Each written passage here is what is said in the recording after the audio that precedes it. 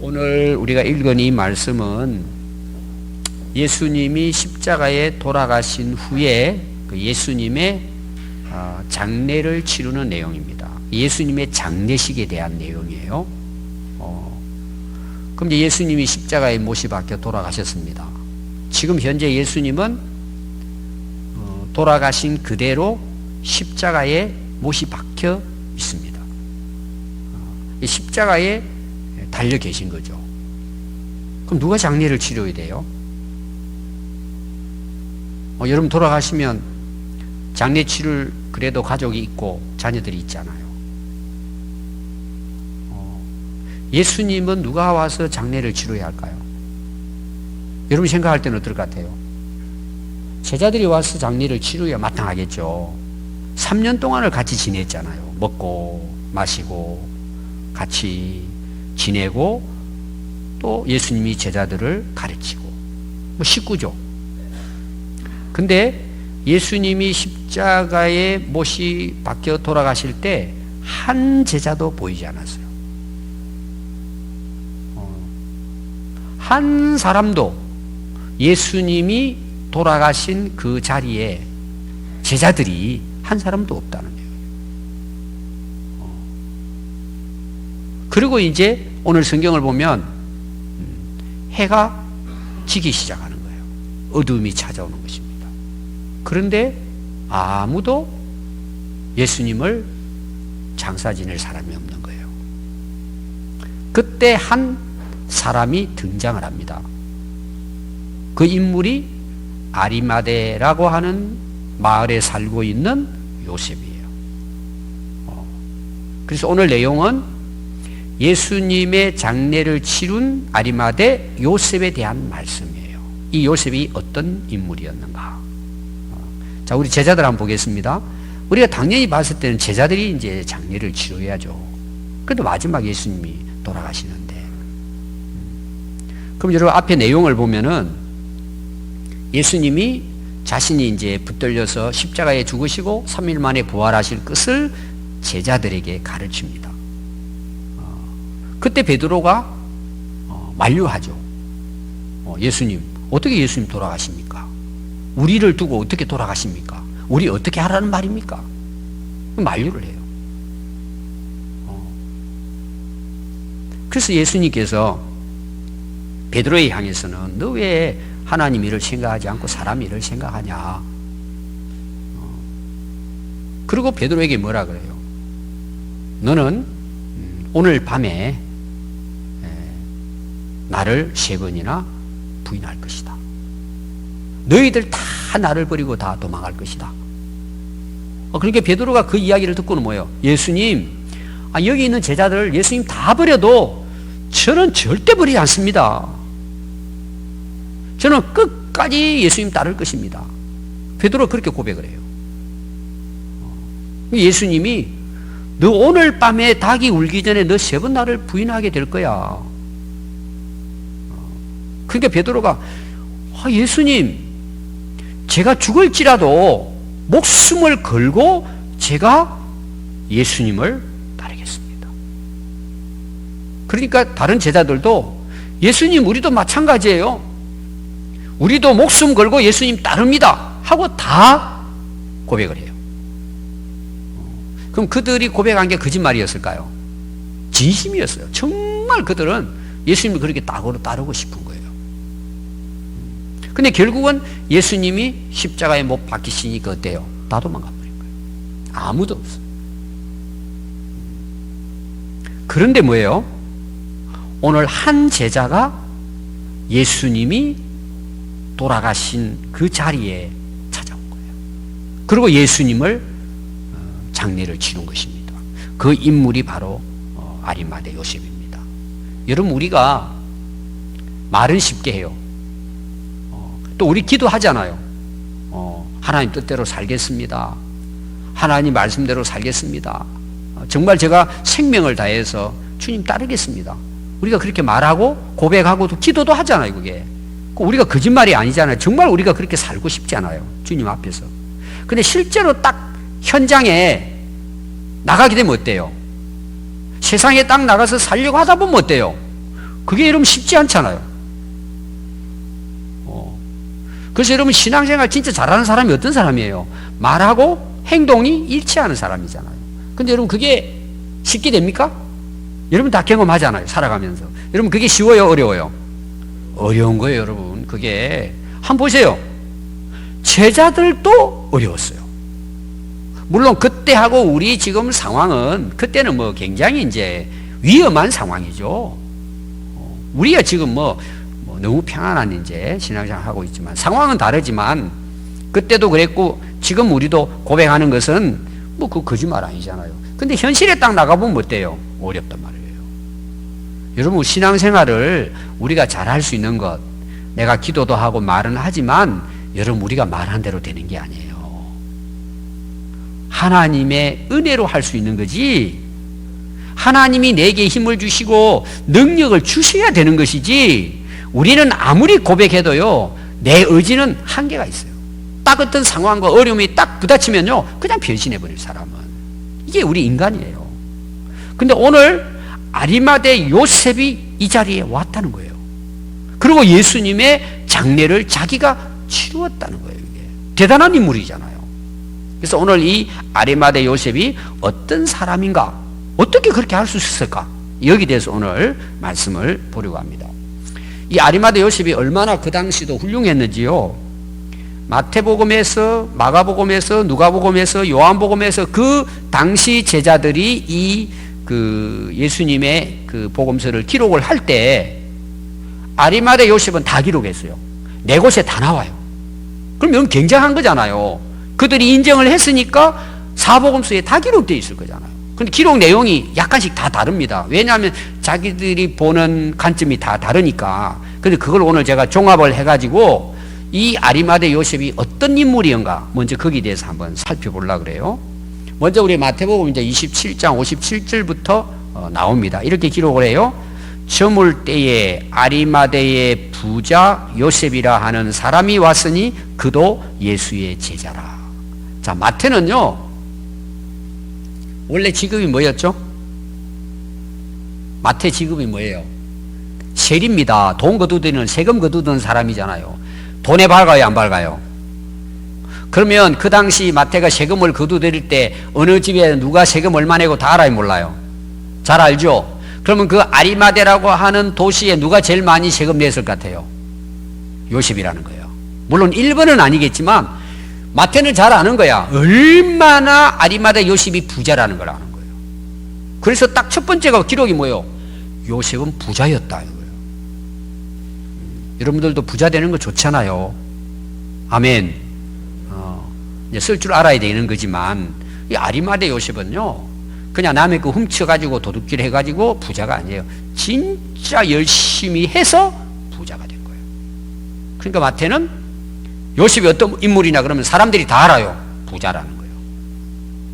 그런데 뭐예요? 예수님의 제자라고. 이렇게 이제 마태는 기록을 했습니다. 마가는 어떻게 기록했을까요? 마가복음 15장 43절에 보면 아리마대 사람 요셉이 와서 당돌이 빌라도에게 들어가 예수의 시체를 달라고 했다는 거예요. 이 당돌이라는 말은 쉬운 성경을 보면은 용감하게, 당당하게 예수님의 시체를 달라고 한 거예요. 그럼 여러분, 그냥 달라고 한다고 해가지고 빌라도가 로마의 총독인데 그냥 내주겠어요? 예수님의 시체를? 그러면 얼마나 아리마대 요셉에 대해서 빌라도가 잘 알고 있고 그가 또 뒤에 보면 나옵니다. 존경받는 공회원이요 그랬어요. 오늘로 말하면 국회의원이에요. 그 위치를 보면 지금보다 훨씬 더 높은 자리예요. 이게 빌라도가 알죠. 그래서 이 아리마대 요셉이 당당하게 가가지고 예수의 시체를 주십시오. 그럼 그렇게 달라고 했을 때는 뭐가 이유가 있어서 내줬을 거잖아요. 뭐라고 했을 것 같아요, 여러분? 또 물어보지 않았겠어요, 빌라도가? 왜 예수의 시체를 달라 그러냐? 뭔 이야기가 있을 거잖아요. 그냥 가져가라 하진 않았을 거잖아요. 그때 여러분 아리마대 요셉이 뭐라고 했을 것 같아요? 달라고 했을 때. 앞에서도 나왔잖아요. 나는 예수님을 따르는 제자다. 나는 제자로서 예수님의 시체를 내가 장사 지내겠다. 그것도 뭐예요? 가서 여쭤보고 협의를 한 게 아니고 뭐예요? 당돌하게 내주시오. 나는 예수님의 제자입니다. 마지막 스승 가는 길에 내가 장사를 지내겠습니다. 그리고 거기는 공회 회원이에요. 그 당시로 보면 유대의 권력을 가지고 있는 위치에 있어요. 그리고 그냥 공회 회원이 아니고 마가는 존경받는 공회라고 이야기해요. 오늘날에는 이제 국회의원이 300명이지만 그 당시 공회원요, 유대인 그 공회 회원은 23명입니다. 굉장히 그 높은 직입니다. 모든 재판을 관할해요. 나라의 모든 큰 일은 거기서 결의를 다 하는 거예요. 그게 공회원인데 어떤 공회원이냐 하면은 존경받는 공회원이에요. 여러분들 뭐 국회의원은 300명인데 그 중에 뭐 훌륭한 사람도 계시겠지만 일반적으로 여러분들이 우리나라 국회의원 그러면 어떻게 생각해요? 그럼 좋은 이미지는 아니잖아요. 맨날 싸우기나 하고 욕설이나 하고 막말하고 그런 분위기잖아요. 그리고 여러분들 또 이번에 뭐 투표도 하시겠지만 국회의원 되겠다고 전화로 오면 여러분들 어떻게 봐요? 아주 존경하십니까? 너무 덕망이 높고 아주 훌륭하신 그런 분으로 봐요? 좀 이상한 눈초리로 봐요? 자, 다 그런 건 아니에요. 저는 솔직히 그래요. 누굴 찍어야 될까 고민을 하는 거예요, 저는. 덕망이 있어야죠. 여기 덕망이 있다는 내용이에요. 아니, 시민들로부터 존경을 받아야 되죠. 인정을 받아야 되죠. 또 그런 사람들이 뭐예요? 아니, 나라의 훌륭한 일을 맡으면 나라 얼마나 좋아지겠어요. 근데 그 당시 요셉은 그런 인물이었다는 거예요. 저는 이런 인물이 있으면 지금도 항상 저는 그분 존경할 것 같아요. 부자이면서도 공회원인데 시민들로부터 존경을 받는 분이에요.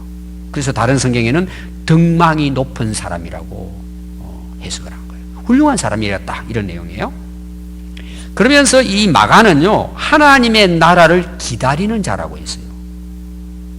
자, 왜 하나님 나라를 기다려요? 예수님 믿고 구원받았으니까 천국의 소망을 가지고 산 거예요. 자, 보세요. 부자예요. 부족함이 없잖아요. 최고의 권력을 갖고 있어요. 대단하잖아요. 그리고 존경을 받아요.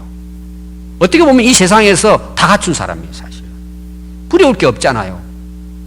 그런데 그는 뭐예요? 하나님의 나라를 기다리는 자예요. 오늘 말하면 하늘나라 소망을 두고 살았단 말이에요. 천국의 소망을 두고 산 인물이 아리마대 요셉이에요. 자, 우리가 예수님을 믿는다 그러잖아요. 여러분, 우리가 예수 믿는 성도들에게는 희망과 소망이 항상 있는 거예요. 그 희망과 소망이 어디 있어요? 하늘나라에 있는 거예요. 천국에 있단 말이에요. 우리가 예수님을 믿으면서도 천국에 소망이 없다. 잘못된 믿음이에요. 그럼 여러분들 한번 제가 물어보겠습니다. 아마 100살 정도 사셨다고 생각해 봅시다. 여러분들이 이제 건강하게 100살을 사셨어요. 그래도 주일날 걸어서 오늘 예배드리러 오신 거예요, 여기. 멋있어요, 안 멋있어요? 100살 건강하게 얼마나 좋아요. 그러면 돌아가실까요? 안 돌아가실까요? 언젠가는 돌아가시죠. 자, 그럼 우리가 이 세상에서 죽었어요. 그동안 내가 부자고 높은 권력을 가지고 있고 많은 사람부터 칭송을 받았어요. 근데 죽었어요. 어떻게 될까요? 한순간에 사라져요. 우리는 그 인생을 지금 살아가고 있는 거예요, 지금. 그때가 와요, 안 와요? 다 와요. 그럼 우리가 예수 믿고 교회를 다녔는데 천국에 소망이 없이 살다 갔어요. 더 쉽게 말하면 죽고 끝난 거예요. 소망 없이 살다 간 거예요. 그럼 그 인생이 얼마나 헛돼요. 오늘 사람들이 이걸 잘 몰라요. 그냥 오늘 살아가면서 이 사람 부자예요, 지금. 권력 갖고 있어요. 많은 사람부터 존경을 받는 인물이에요. 그럼 부러울 게 없잖아요. 뭔 하늘나라 소망이에요. 이 땅만 해도 잘 사는데. 여러분, 이런 아무리 세상에서 성공적이고 훌륭하게 살아도 죽어요. 끝나버려요, 다. 그러니까 우리가 예수 믿고 구원받아 천국의 소망을 가지고 사는 것만큼 영원한 복이 없어요. 이 요셉은 그걸 안 거예요. 비록 부자고 권력을 갖고 있고 많은 사람부터 존경을 받고 명예를 얻었지만 그의 소망은 이 땅에 있지 않았다는 내용이에요. 돈에 있지도 않고 부자 되는 데 있지도 않고 사람들로부터 인정받는 것 높은 자리에 오르는데 소망이 아니라는 거예요. 하늘나라 소망 가지고 살았다는 내용이에요. 이 요셉은. 여러분, 우리 어떻게 살아야 되겠어요? 여러분, 이 소망 가지고 살아야 되지 않겠어요? 아멘. 다 갑니다, 여러분. 그럼 봐요. 죽으면 끝이 아니잖아요. 하나님의 심판이 있다 그랬어요. 꼼짝할 수 없어요, 여러분. 아무것도 벗어날 수 없어요. 그거는 우리가 인정하고 인정하지 않고 아무 상관이 없어요. 하나님의 심판은 있습니다. 그럼 여러분, 천국 소망을 가진 사람, 그 믿음으로 이 땅에 살은 사람들 어떻게 될 것 같아요? 하늘나라 당연히 가죠. 여러분, 천국 소망 가지고 살아갈 수 있기를 바랍니다.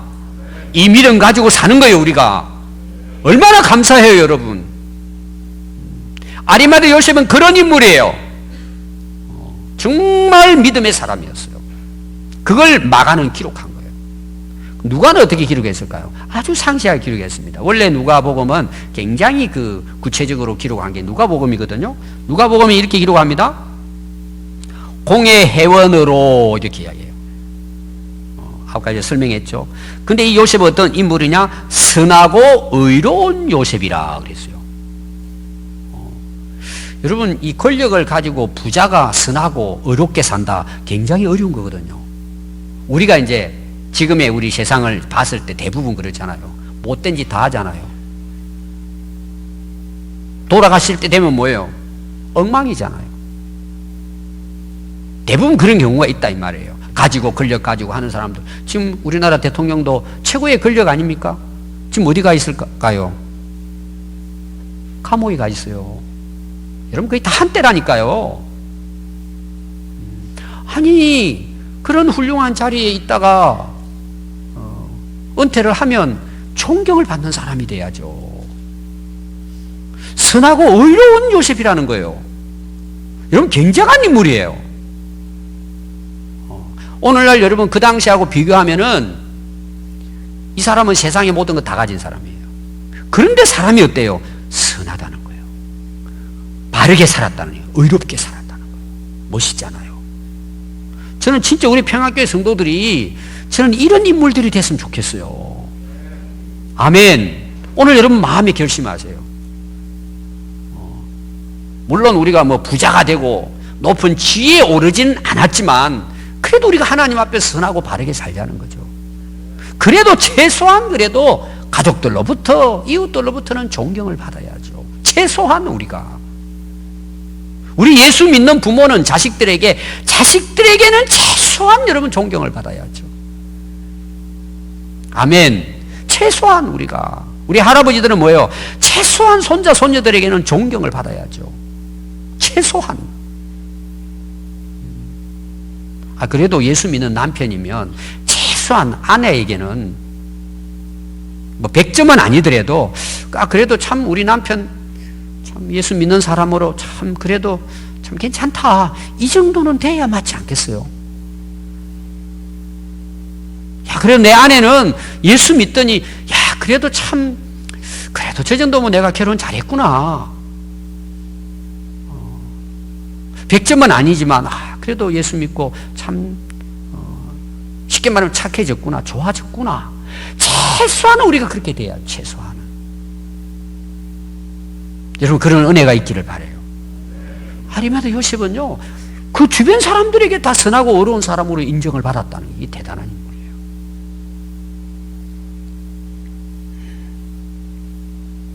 그리고 이 누가는 마지막에 뭐라고 소개하느냐? 하나님의 나라를 기다리는 자였다. 그래서 마가하고 누가는 두 사람만 하나님의 나라를 기다린 자다, 이렇게 이제 소개를 했습니다. 자, 오늘 읽은 이제 우리 요한복음의 요한 사도는 19장 38절에 이 아리마대 요셉을 소개하는데요. 달라요, 여러분. 뭐부터 소개하죠? 아리마대 요셉을 소개할 때 아리마대에 살고 있는 사람 요셉은 예수님의 제자였다. 요셉이 본 관점 뭐예요? 요셉은 이 아리마대 요셉을 예수님을 잘 믿고 따랐던 제자라고 먼저 소개하는 거예요. 그래서 여러분들이 그 마태하고 요한은 두 제자는 요셉을 그 예수님의 제자라고 이렇게 그 소개를 하고, 마가와 누가는 하나님의 나라를 기다린 자다 이렇게 소개해요. 같은 뜻이지만 내용은. 그래서 요한은 오늘 특별히 예수님의 제자다. 그럼 여러분, 왜 요한이 이 말씀을 먼저 기록했을까요? 아리마대 사람 요셉은 예수님의 제자이나 이렇게 기록했어요. 뭐 이유가 있단 말이에요. 이거 제자라는 걸 앞에다가 이렇게 먼저 소개한 이유가 있다 이 말이에요. 그 다음 것 때문이에요. 제자이지만 어땠다는 거예요, 요셉이? 유대인이 두려워 그것을 숨겼다. 그러니까 이 요셉이 어떤 인물이냐 하면 예수님을 정말 잘 믿고 따르는 제자는 맞아요. 근데 평상시 뭐예요? 숨기고 다니는 거예요. 그럼 이제 예를 들어 보겠습니다. 공회원들이잖아. 오늘만 국회의원이라고 보면 돼요. 야, 너 어떻게 보니까 너 분위기상 보니까 너 예수 따르는 사람이네. 너 말하는 거 들어보니까 그 예수가 하는 말하고 비슷한데? 사람들이 이제 그렇게 물어봤대. 예를 들면은. 그러니까 딱 잡아댄 거예요. 나 그 사람 몰라. 원래 예수님의 제자임에도 불구하고 유대인들이 두려워서 자기가 제자라는 것을 숨겼다는 내용. 그럼 그건 뭐예요? 사람들이 물어서 나 모른다고 했다는 내용이죠. 왜? 유대인들이 무서워가지고 숨겼단 말이에요. 숨겼단 말이에요. 그렇게 훌륭한 제자임에도 불구하고 유대인이 두려워서 숨겼다. 그럼 왜 유대인이 두려웠을 것 같아요? 자, 예수님이 지금 십자가 못 박혀 돌아간 상태예요. 제자들 다 떠났어요. 또 예수님과 함께 했던 사람을 다 잡아들이는 상황에서 그 당시로 보면 잘못했다가는 뭐예요? 끌려가서 매도 맞고 감옥에 갇혀 죽을 수도 있어요. 그리고 지금 자기 신분이 뭐예요? 공회 회원이에요. 그런데 자기가 예수님을 따르는 제자라고 자기가 그걸 공개하고 다녔다면 뭐예요? 당장 잡아 갈 수도 있는 상황이에요. 여러분, 우리가 이슬람 있잖아요. 이슬람 이제 그 국가가 있습니다. 뭐 사우디라든지 이라크라든지 이란이라든지 거기는 그 국교가 이슬람이에요. 근데 실제로 그들의 종교법에는요, 종교의 자유를 기록해가지고 도장 찍었어요. 우리나라는 종교의 자유가 있다. 그래서 세계인권위원회에서 우리는 종교 자유가 있는 나라라고 도장 찍었어요. 법적으로는 종교의 자유가 있다. 자기가 원하는 대로 종교를 가질 수 있고 떠날 수도 있다. 이렇게 해놨어요. 그런데 내부적인 법 안에는 뭐예요? 다른 종교를 만약에 개종을 한다. 명예살인이에요. 죽이는 거예요. 그게 전통적으로 내려온 거예요. 이슬람 같은 경우에는요, 가족들이 이제 예를 들어 복음을 듣고 예수님 믿게 됐어요. 그러면 각오를 해야 돼요. 집에 쫓겨나야 돼요. 직장 잃어요. 어떤 경우에는 자식이 개종을 했잖아요. 이슬람에서 기독교로 개종을 했습니다. 그러면은요, 법적으로는 자유가 있다고 하지만 집안을 망쳤다고 해가지고 돌멩이를 쳐서 그 자리 죽이는 거예요. 집안에 자기 자식이 그렇게 하는데도 실제로 어떤 경우는요, 기름을 부어서 불태워 죽여요. 이게 지금도 이슬람 세계에는 일어나고 있는 핍박이에요. 그러니까 그 당시 예수님의 시대에 요셉도 그와 같은 죽임을 당할 수 있는 위치에 있는 거예요. 그럼 오늘 우리나라 한번 보십시오. 우리나라는 종교 자유가 있죠. 법적으로 뭐 우리를 핍박할 수 없죠. 우리가 자유롭게 예수님 믿을 수 있고, 우리가 또 우리 교회 같은 경우에 제자 훈련도 받고 내가 예수님의 제자로 살겠습니다. 그렇게 해요. 누가 와가지고 우리를 죽이려고 해요? 우리를 감옥 가둡니까? 핍박합니까? 없어요. 그럼에도 불구하고 오늘 많은 성도들이 공개적으로 자기 자신이 예수 믿는 사람이라는 것을 사람들의 어떤 체면적인 문제, 사람과의 관계 때문에 그걸 공개적으로 고백을 하지 못하는 경우가 있는 거예요. 당당하게 나 예수 믿는 사람이다. 여러분 한번 잘 생각해 보십시오. 특히 친구들 만났어요. 그러면 이제 우리나라 문화가 뭐예요? 술 문화잖아요. 친구들이 옛날에 다 마시고 즐겼으니까 한잔 하자는 거예요. 어떻게 해야 돼요, 여러분? 특히 남자분들. 요새는 뭐 여자분들도 잘 마시고 하긴 하는데 한잔 하라고 오면은 되게 어떻게 해요? 나 좀 몸이 안 좋아가지고. 그 정도는 그래도 괜찮아요. 모른 척하고 마시는 사람도 많아요. 근데 거기에 나 예수 믿고 내가 신앙생활을 하고 있어. 나 술 끊었어. 당당하게 이야기할 수 있는 사람 얼마나 될까라는 거예요. 우리 교회는 그런 분들이 많거든요. 간증을 들어보면.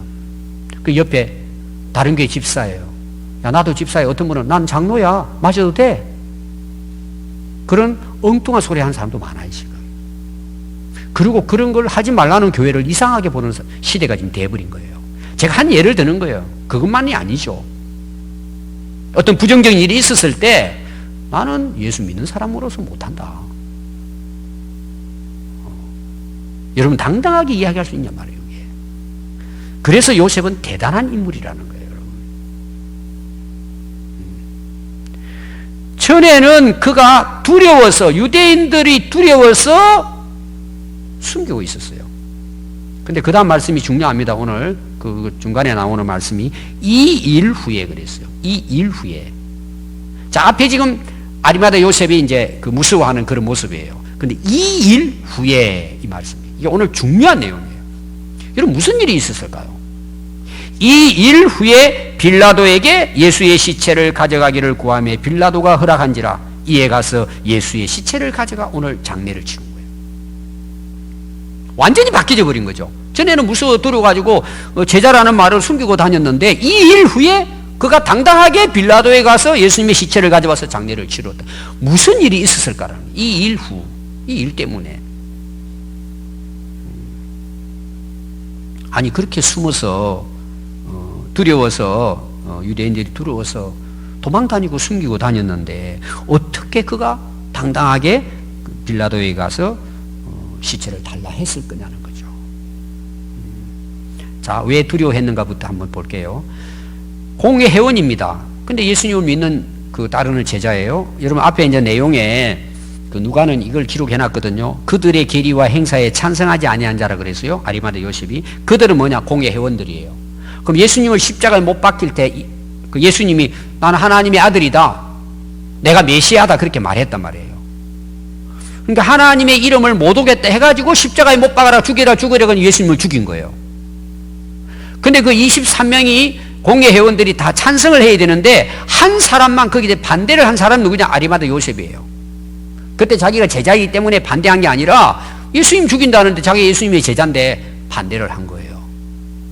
그렇게 한 인물이에요. 그럼 여러분 보십시오.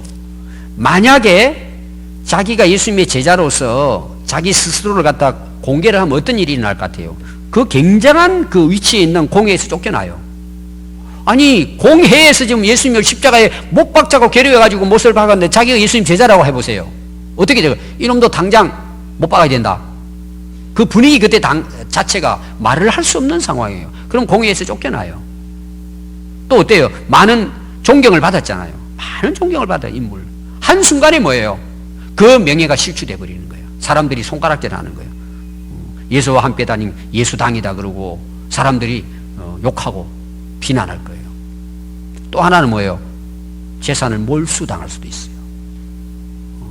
그러니까 모든 걸 잃어야 되는 상황이에요. 자기가 정말 예수님의 제자라고 고백하는 순간에 모든 그동안에 자기 인생을 살아오면서 쌓아놓았던 게 한순간에 다 무너져요. 여러분 이게 쉬운 게 아니잖아요. 그게 두려웠던 거예요. 어떤 경우는 뭐예요? 자기 생명도 위험한 거예요. 그런데 이 일 후에 이 모든 것을 다 포기하고 뭐예요? 나는 예수님의 제자라는 걸 공개하고 빌라도에 가서 예수님의 제자를 가져와서 장사를 하게 된 거예요. 이 일이 뭘까요? 이 일. 여러분들 오늘 요한복음 19장 여러분 1절부터 오늘 마지막 내용이 뭔 내용이냐면 예수님이 붙들리는 장면이 다 기록되어 있어요. 예수님이 붙들려서 채찍에 맞습니다. 가시로 엮어놓은 간을 쓰십니다. 매를 맞고 손으로 뺨을 맞습니다. 그리고 십자가를 지고 골고다를 향해 올라가시고 거기에 십자가의 못이 박혀서 결국은 고통을 당하시고 돌아가십니다. 그리고 다 이뤘다 하시고 머리를 숙이고 그 영혼이 떠나가셨다. 이게 나와요 앞에 내용이. 근데 이제 그 당시 그 두 강도가 양편의 사형수들이 같이 십자가 못 박혀 이제 죽었잖아요. 이제 군인들이 이제 그 십자가형을 그 마무리할 때 어떻게 마무리했냐 그러면은 죽음을 확인을 해야 돼요. 그 당시 어떻게 확인을 하느냐 하면 다리 관절을 끊는 거예요. 그럼 다리 관절을 손으로 부러뜨린단 말이에요. 관절을. 우리 그 무릎 관절이 있잖아요. 어떤 분들은 이제 표현을 썼더니 그걸 거꾸로 이렇게 해야 끊기잖아요. 한번 우두둑 하고 그 관절이 이제 끊어진다는 거죠.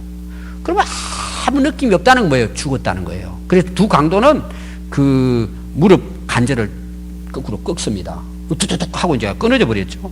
그냥 아무 소식, 죽었구나. 그리고 예수님의 이제 죽음을 확인하려고 그러니까 딱 모습이 뭐예요? 완전히 뭐 고개 숙이고 이제 돌아가신 거를 그 군인들이 알고는 예수님은 어떻게 확인한 줄 아세요? 오늘 이건 앞에 나오는 창으로 허리를 찌릅니다. 아래에서 그냥 허리를 푹 찔러요. 그랬더니 피와 물이 쏟아졌다는 내용이에요. 그 예수님은 죽음이 그렇게 확인이 됐단 말이에요. 그걸 지금까지 누가 보고 있었을까요? 아리마대 요셉이 공회원으로 거기에 참관해서 보고 있었던 거예요. 그리고 예수님 마지막 십자가상에서 기도하는 모습, 이런 걸 아리마대 요셉이 다 자기 목격을 한 거예요. 거기서. 그때 그는 이 일을 보고 진짜 예수님의 십자가의 놀라운 사랑과 은혜를 체험한 거예요. 몸으로 느낀 거예요. 그러니까 어떻게 돼요? 자기가 예수님의 제자라는 걸 고백해서 자기가 당할 고난, 어떤 경우에는 죽음도 그는 두렵지가 않았던 거예요. 이 일 후에 그는 당당하게 빌라도에게 가서 예수님의 십자가를 못 박힌 그 시체를 달라고 한 것입니다. 여러분, 그 십자가를 바라보면서 아리마대 요셉은 무슨 생각을 했을 것 같아요? 저 십자가의 죽음이 나를 위한 거구나. 나의 죄와 허물을 대신해서 예수님이 저 고통을 당하시고 십자가의 못이 박히시고 창에 찔리시고 저렇게 돌아가시는구나. 이걸 몸으로 체험한 거예요. 그 전에는 그냥 말씀으로 믿었지만 자기 눈으로 예수님이 자기의 죄와 허물을 대신해서 십자가에 희생된다는 사실을 그때 비로소 그는 경험을 한 거예요. 다 포기한 거예요. 나를 위해 십자가 돌아가신 그분을 내가 바라보는 순간에 그는 완전히 생각이 바뀌어진 거예요. 모든 걸 내려놓을 수 있었던 것입니다. 여러분, 사도 바울도 변화가 일어났죠? 지난주입니다. 부활하신 예수님을 만나고 나서 사도 바울은 완전히 변화가 됐다 그랬죠, 제가. 왜 그랬을 것 같아요? 예수님이 우리를 위해 십자가에 돌아가시고 우리를 구속하신 구원자이심을 그가 확신했기 때문이에요. 그래서 완전히 그 삶이 바뀌었다 그랬잖아요. 그래서 사도 바울은요, 처음부터 끝까지 복음이 뭔 줄 아세요? 십자가의 복음이에요. 그래서 고린도서 1장 18절에 보면 십자가의 도가 멸망하는 자들에게는 미련한 것이요 구원을 받는 우리에게는 하나님의 능력이라 그랬어요. 십자가가 능력이라는 거죠. 나를 구원하신 능력이 십자가라는 거죠. 예수님이 우리를 대신해서 희생해 주신 그 자체가 나를 구원하는 하나님의 능력이라는 걸 깨닫게 된 거예요. 갈라디아서 2장 20절, 내가 그리스도와 함께 십자가에 못 박혔다고 그랬어요. 자기가. 그런즉 이제 내가 사는 것이 아니요 오직 내 안에 그리스도께서 사는 것이라. 이제 내가 육체 가운데 사는 것은 나를 사랑하사 나를 위해 자기 몸을 버리신 하나님의 아들을 믿는 믿음 안에서 사는 것이라고 했어요. 십자가 때문인 거예요. 그 예수님의 십자가에 못 박혀 돌아가시면 내가 함께 죽었다는 것이죠. 그래서 사도 바울은 나의 자랑은 오직 그리스도의 십자가밖에 없다고, 그는 예수님의 십자가를 자랑한 것입니다. 여러분, 우리 신앙생활 하면서요, 중요한 두 부분이 있어요. 하나는 포기하는 것과 선택하는 거예요. 여러분, 우리가 진짜 예수님을 만나면요, 포기해야 될 게 얼마나 많은지 몰라요. 여러분, 그 포기는 헛되다는 게 아니에요. 그게 우리 인생이 아니라는 거죠. 그게 다가 아니란 말이에요. 그게 영원하지 않아요. 자, 아리마대 요셉 볼까요? 여러분, 그가 부자입니다. 영원할까요? 잠실까요? 다시 말하면 자기 죽으면 끝나요. 다 남의 것 되는 거예요. 자, 공회 회원이에요. 오늘만 국회의원. 길어야 몇 년이에요. 대통령 몇 년에 끝나요. 영원하지 않아요, 여러분. 그건 다 일시적인 거예요. 필요한 거지만 영원하지 않아요. 우리가 예수님을 만나면요, 알게 돼, 그것을. 내 인생을 거기 투자하는 게 얼마나 어리석어요, 여러분. 한번 생각해 보세요. 내 인생을 돈에다가, 내 인생을 세상에다가, 즐기는 데다, 내 인생을 거기 다 허비해요. 그게 얼마나 어리석은 일이에요. 헛된 일이잖아요. 헛된 일이잖아요, 그것이 결국은. 여러분, 필요 없는 게 아닙니다. 그게 우리 인생이 아니라는 말이에요. 거기다 내 인생을 걸면 안 된다는 내용이죠. 그걸 깨닫게 되면 어때요? 그것도 소중하지만 거기다 내 목숨 걸지 않는단 말이에요. 그거는 내가 살아가는데 뭐예요? 하나님 주시는 필요한 것이지, 그게 인생이 아니란 말이에요, 목적이. 그걸 예수님의 십자가를 경험하고 요셉뿐만 아니라 바울도 분명하게 깨달은 거예요. 그러니까 뭐예요? 포기하게 되는 거예요. 그냥 포기합니까? 포기를 해야 새로운 것을 내가 선택할 수 있는 거예요. 아멘. 그래서 여러분, 예수 믿으면 이 두 개가 분명해져요. 포기할 게 포기가 돼요. 그 다음 뭐예요? 새로운 역사가 일어나는 거예요. 그래서 예수님께서도 새 포도주는 새 가죽 부대에 넣어야지 낡은 가죽 부대에 넣으면 다 허비해버려요. 여러분, 예수님을, 진리와 복음은 옛날 것으로 그걸 안고 갈 수 없어요. 그건 내려놔야 돼요. 새 것은 새 마음에다가 우리가 모시고 살아야 된다, 그 말이에요. 오늘날 신앙생활하면서 문제가 뭐예요? 옛 것을 그대로 안고 같이 가는 거예요. 예를 들면 이런 겁니다. 자, 옛날 거지들이 있었어요. 거지들은 그냥 옷을 주면 뭐예요? 겹 입었습니다. 겨울에 추우니까. 옷 입고 그 위에 또 누가 주면 또 옷 입고 그 위에 주면 또 옷 입는 거예요. 그 옛날 분들 좀 아시죠? 거지들은 이런 빨래하는 게 없어요. 그냥 겹으로 입는 거예요, 그냥. 그래 살아나니까, 밖에서 누워 자야 되니까. 그럼 이제 따뜻한 겨울에요, 골목 같은 데 앉아서 뭐 하는 줄 알아요? 손으로 뭘 하고 있어요. 그러니까 냄새가 죽을 때까지 그 옷 입는 거야. 변화가 없어요, 새 옷 입어도. 우리는 옛 것을 버리고 새 옷을 입어야 되는 거예요. 그래야 우리가 새로운 인생을 산단 말이에요. 우리가 예수님 만나고 십자가의 은혜를 깨달으면요, 정말 썸도 없는 옛 것은 포기해요, 버려요. 그리고 새로운 옷을 입고 뭐예요? 새로운 인생을 산단 말이에요. 예수님이 여러분 천국 비유도 뭐예요? 보화를 발견하면 어때요? 모든 거 다 주고 그 보화를 사는 거예요. 무가치한 것을 버리고 새로운 영원한 가치를 내가 누리고 살게 된단 말이에요. 그러니까 예수님 우리가 진정으로 믿으면 뭐예요? 포기할 것 포기할 수 있어요. 그 용기입니다. 그리고 새로운 것을 선택할 수 있는 것. 여기 히브리서 11장 24절에 보면 모세에 대한 이야기 나와요. 믿음으로 모세는 장성하여 바로 공주의 아들 칭함받기를 거절해요. 세상적인 영광이잖아요. 도리어 하나님 백성과 함께 고난받기를 잠시 제약의 낙을 누리는 것보다 더 좋아했다. 뭐예요? 버린 거예요. 거절한 거예요. 그리고 하나님 나라 백성으로서 함께 살아가는 것을 신약에 와서는 이걸 어떻게 해석을 해서 기록을 했느냐 하면, 그리스도를 위하여 받는 수모를 애굽의 모든 보화보다 더 큰 재물로 여기고 하늘의 상을 바라보고 살았다는 거예요. 모세가 그 당시. 여러분, 포기할 수 있고 새로운 걸 선택할 수 있는 게 믿음입니다. 어떤 믿음일까요? 용기 있는 믿음이에요. 믿음은 용기예요. 용감할 수 있어요. 오늘 많은 사람들이 뭐예요? 왜 미적미적해요? 소심해. 염려, 걱정, 이렇게 하면 어떻게 할까? 그래서 인생을 뭐예요? 1년, 2년, 10년, 30년, 40년 허비해버리는 거예요. 그냥 어떻게 하지도 못하고. 왜? 확실한 믿음을 갖게 되면요, 포기됩니다. 새로운 것, 새로운 인생 결단하고 나갑니다, 용감하게. 그런데 살아보니까 어때요? 하나님 역사하시는 거예요. 여러분, 다니엘도 그렇고 친구들도 그렇고 다 믿음의 사람들 보십시오. 진짜 하나님 만난 사람들은 뭐예요? 용감하게 인생을 삽니다. 두려워하지 않아요. 그래도 뭐예요? 하나님이 함께 하시고 역사해 주시는 것입니다. 요한복음 15장에는 포도나무 비유가 나와요. 농부는요, 열매를 맺지 않는 가지는 다 잘라내버려요. 이 진짜 농부예요. 근데 여러분, 농사 제대로 못하는 사람은요, 꽃이 많이 피고 열매가 많이 맺으면 좋아해요. 나중에 가을에 가서 보니까 먹지 못하는 열매야. 너무 작아가지고 다 떨어져 버리고. 진짜 농부는 뭐예요? 가지치기를 정확하게 해요. 필요 없는 가지 다 잘라내요. 그렇게 열매를 잘 맺을 만한 나무를 키우는 거예요. 여러분 인생 한번 돌아보세요. 장가지들 많아요. 끊어내버릴 게 너무 많아요.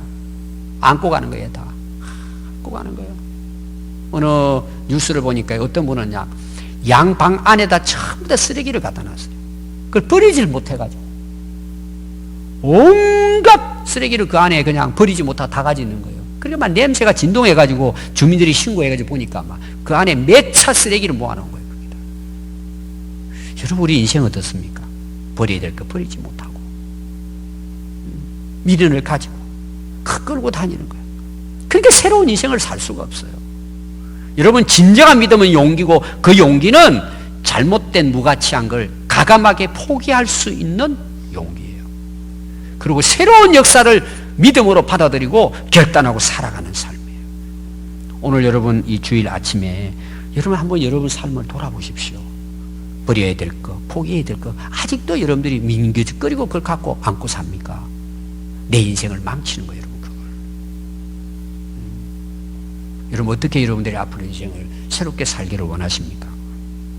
결단해야 돼요. 여러분들이 새로운 걸 선택하고 하나님 말씀을 선택하고 살아야 돼요.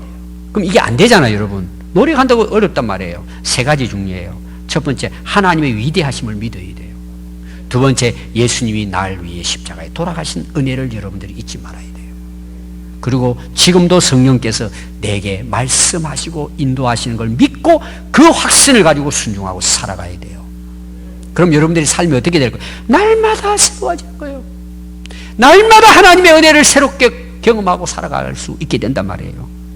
여러분 그런 은혜가 우리 모든 성도들에게 함께 하시기를 바랍니다. 기도하겠습니다.